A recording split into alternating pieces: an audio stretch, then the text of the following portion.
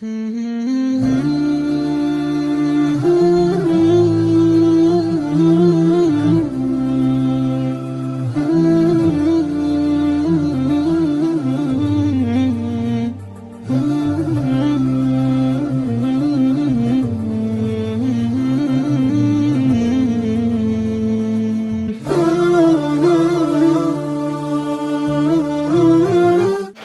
alaikum wa rahmatullahi wa barakatuh, my beloved viewers. Welcome to another exciting episode of the Ramadan show with ALHANISLAM. And today I have with me again the two beautiful Hafsas, which right now we're establishing that there is no more rivalry, right? Right? It's Ramadan. Yeah? We good? Yeah, we good. We good? We good. Okay. Hey Nancy. Okay, so we have Hafsat Yakubu. Assalamu alaikum. And we have Hafsa Sharif. Assalamu alaikum. Great. So today, inshallah, we would be talking about a very sensitive topic, which has to do with, what can you do for the dead in Ramadan, and what are those things that you could actually do that would benefit the dead even outside Ramadan. And I would love to start to talk about this, but then we would take a short break and we will see you.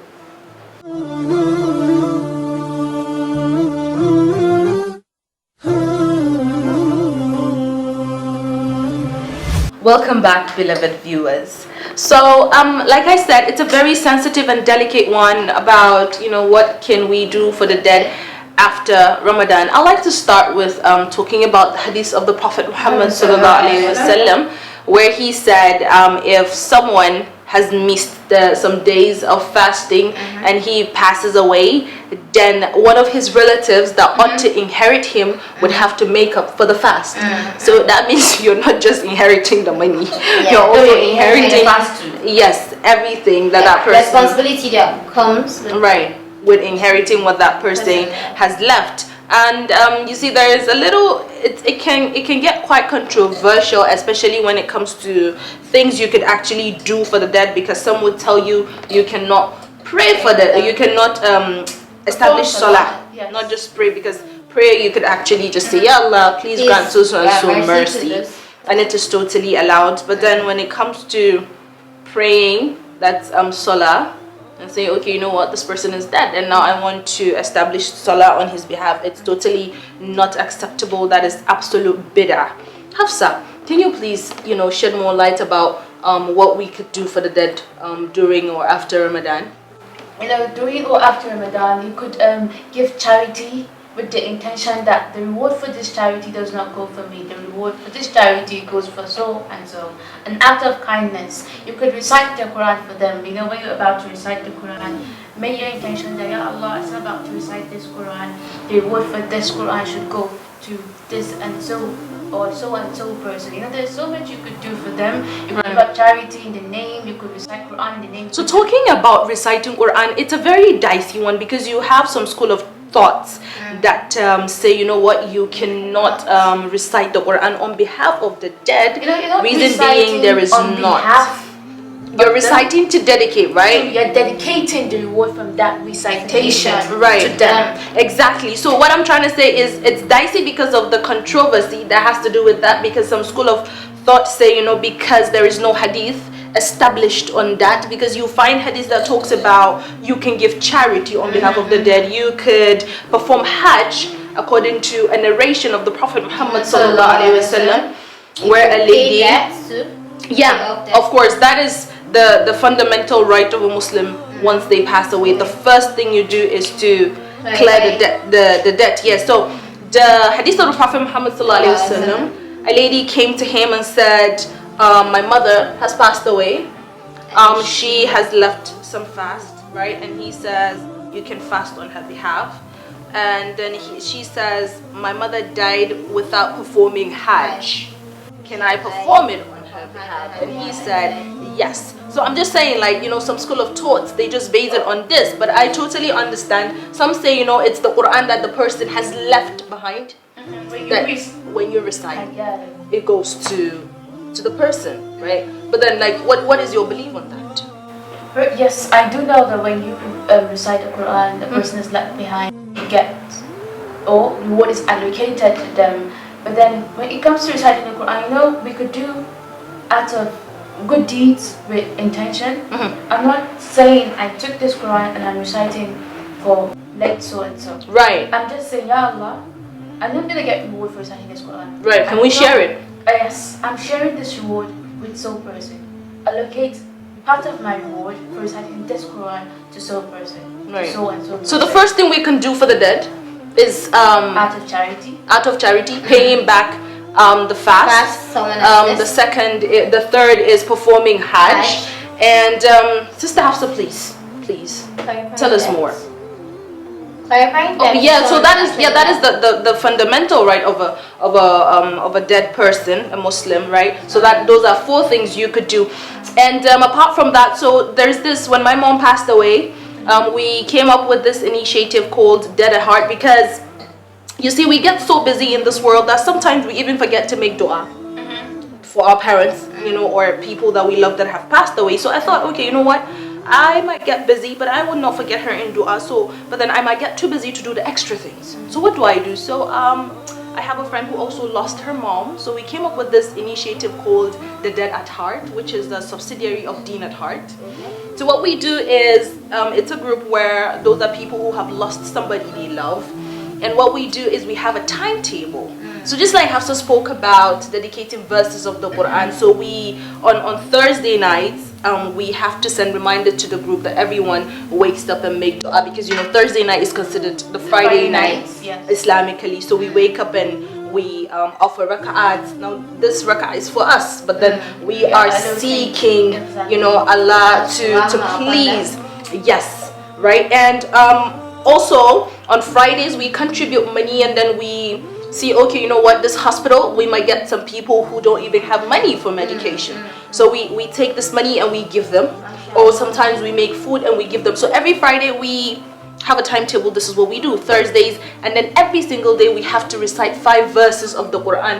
And right now we are like almost done with the Quran. Every single day. Everybody would do that for everyone you know. How many people would actually benefit? Yeah, right. rest. You could possibly not have the time to recite Quran and allocate reward. You could build masjid in the name of somebody. Exactly. So that's point number 6. In the name of that person. You could.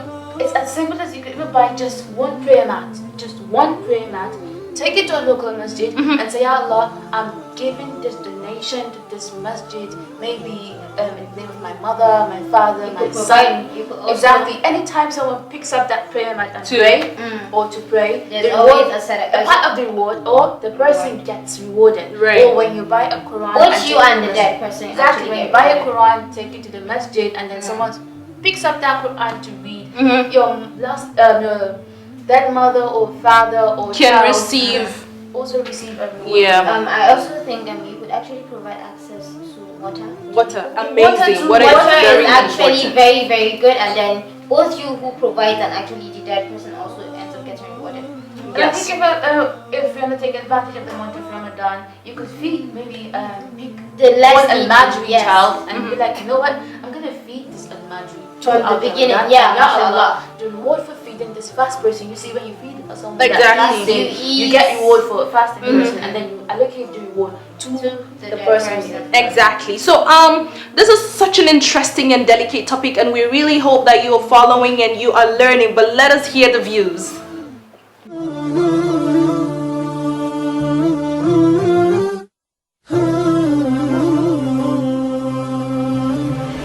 Gaskiya shawarar da zan ba su tsaya su dukufa da addu'a da kuma ibada wanda za ta kai har da wanda ya mutu da wanda ba mai mutu ba, ta kai masa dukkan inda yake, ko ta kai musu kabarinsa ko ta kai musu dukkan gidansa, su ma su samu falala nasu na rayuwar duniya inda zai musu mai kyau.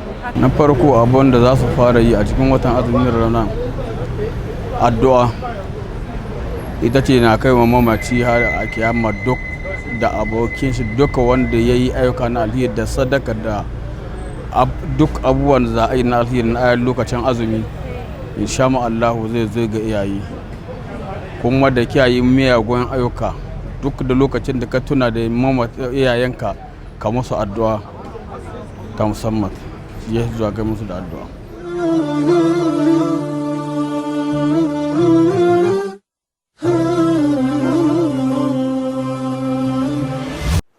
a blessing for someone to actually die in Ramadan, because that is the period where the gates of Jahannam are closed and the doors of forgiveness are opened.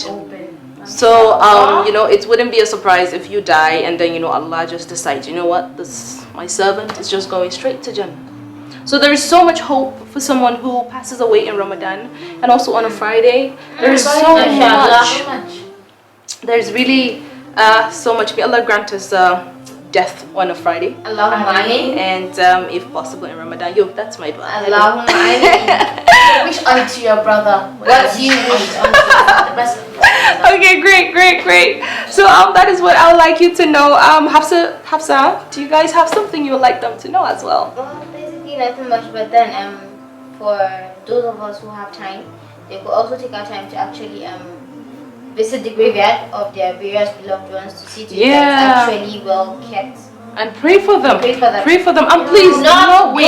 You're not adorning the graveyards. Okay. Right. You're not adorning it with all ornaments and all of that. Mhm. So just see to that it's actually tidy and neat. Okay. You know, some people are there in the graveyard, they have nobody to pray for them.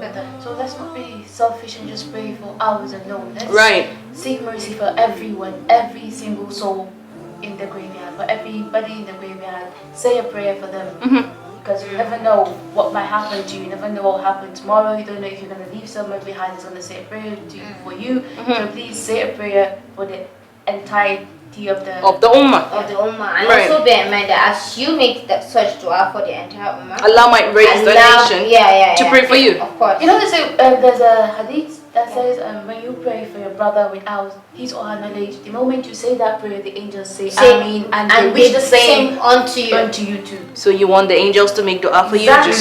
Just make dua for your brother.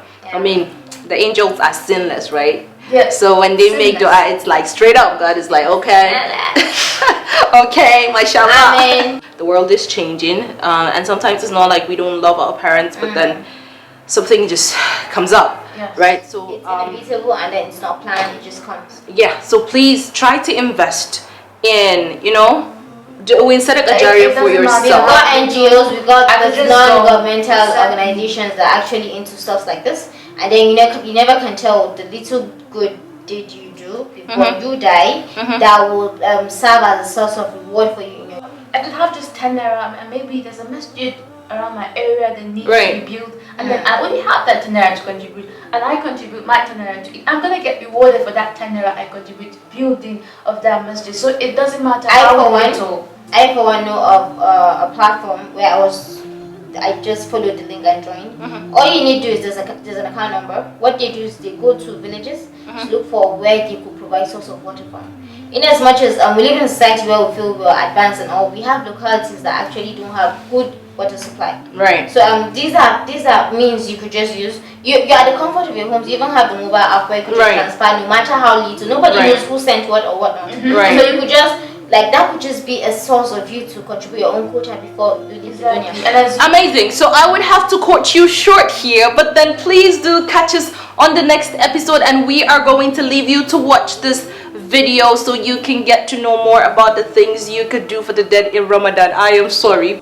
You will have to catch up with us on the next episode of the Ramadan show with ALHANISLAM. Assalamu alaikum.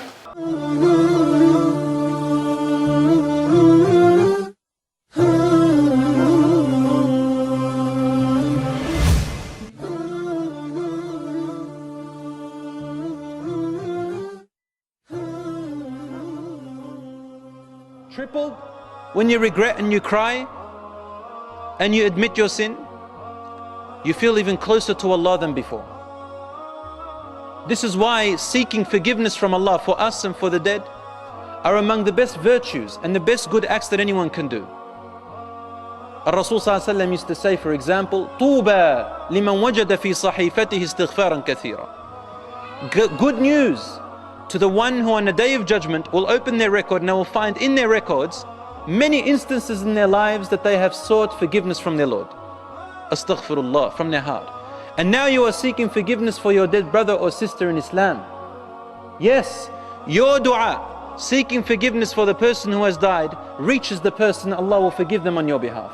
Now Allah knows how much this person is to be forgiven. Allah knows that you will seek forgiveness for them, but this benefit is for us. This benefit is for the living. And at the same time, Allah, out of His mercy and compassion, has made it also that the brothers and the sisters are for each other. Even after their death, yes, even after their death.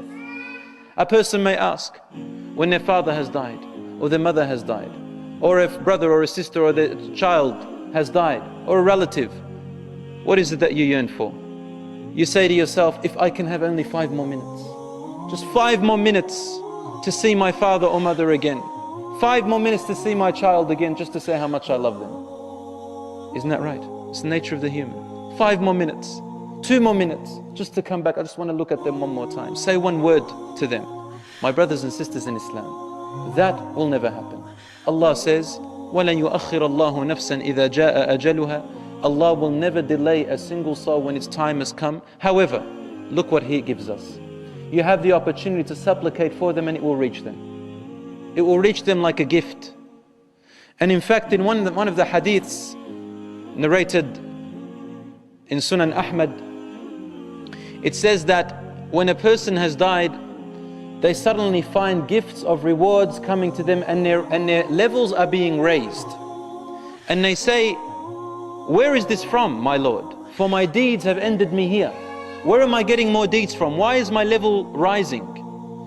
And it will be said to him or her, you have a righteous child that is still supplicating for you. You have a righteous child that is still supplicating for you. Or you have a righteous child who is donating on your behalf. Or someone is. You know the hadith that we mentioned last week, that the rewards that keep going for the dead person, ongoing charity, ongoing knowledge, or righteous child that is supplicating for you. This is out of the mercy and compassion of Allah. It is not the end. You can keep going, alhamdulillah. I was at a funeral the other day, and the parents or the children asked me, what can I do for my father? And this is what we said you can do. Supplicate for them. Ask for dua for them. Forgiveness, mercy. Oh Allah, make their grave a garden from the gardens of paradise. Oh Allah, give them mercy from your mercy. Oh Allah, be generous to them. Oh Allah, be compassionate towards them. Oh Allah, my father has taught me this. I ask you to reward him for what he has taught me.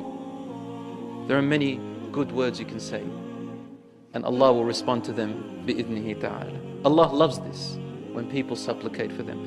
And there are also angels, as we said last week, who say Ameen to the supplication of a Muslim for another Muslim. When you supplicate for another Muslim, in the Sahih Hadith it says that there is an angel standing there saying, وَلَكَ مِثْلُهُ وَلَكَ مِثْلُهُ وَلَكَ مِثْلُ ذَلِكَ وَلَكَ مِثْلُ ذَلِكَ.